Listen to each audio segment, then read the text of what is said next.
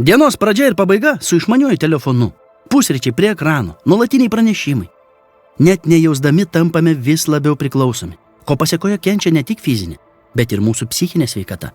Dažniau eikime į lauką, vaikščiokime, žaiskime be telefono rankose. Vertinkime gyvą bendravimą. Daugiau informacijos ieškokite tinklapyje pagalbasau.lt. Projektas finansuojamas Valstybinio visuomenės sveikatos stiprinimo fondo lėšomis.